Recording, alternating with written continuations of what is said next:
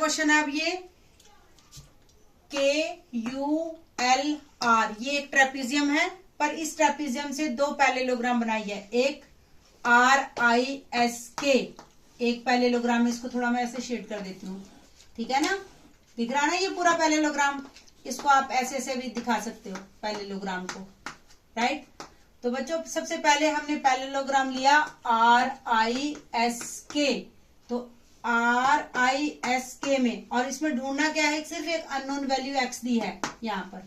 सबसे पहले RISK में k की वैल्यू 120 डिग्री है, और इस s को हमने एंगल 1 मार्क कर लिया, राइट।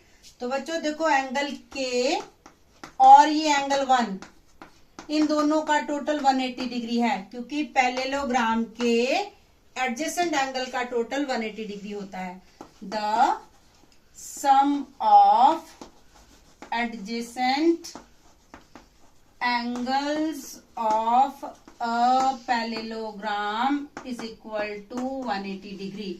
तो एंगल के की वैल्यू यहाँ पर 120, यहाँ पर हम के की प्लेस पर 120 लिखेंगे, और angle 1 is equal to 180 degree. Angle 1 के लिए अब हम सॉल्व कर लेंगे इस इक्वेशन को। 180 डिग्री और 120 इधर जाके 120 में से माइनस हो जाएगा, 180 में से 120 यहाँ के माइनस हो गया, एंगल 1 की वैल्यू 60 डिग्री आ गई। मतलब कि हमारे पास ये जो वैल्यू है ये 60 डिग्री आ गई। अब दूसरी पैरेललोग्राम लेंगे हम CLUE, CLUE। इस पैरेललोग्राम को भी कुछ इस तरह से मार्क कर लेंगे। एक ये ऑपोजिट साइड्स है, ये साइड इसके पैरेलल है और ये साइड इसके पैरेलल है।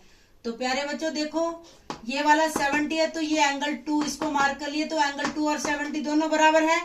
एंगल L और angle E is equal to 70 degree, क्योंकि पैरेललोग्राम के opposite angles are always equal. तो यहाँ पर हमारे पास एंगल 2 और 1 दोनों की वैल्यू इसकी 60 आ चुकी है, यहाँ पर 70 और इसकी 60। यहाँ पर मैं इसको ऐसे करके दिखा देती हूँ ट्राइंगल, और यहाँ पर पॉइंट जो O है, O एंगल O को हमें ढूंढना है। Triangle OSE, in triangle OSE angle X, और ये एंगल 1 जो 60 था और ये एंगल 2 जो 70 था, plus 70 is equal to 180 degree X, और इन दोनों वैल्यू का टोटल करेंगे तो 130 degree is equal to 180 degree X।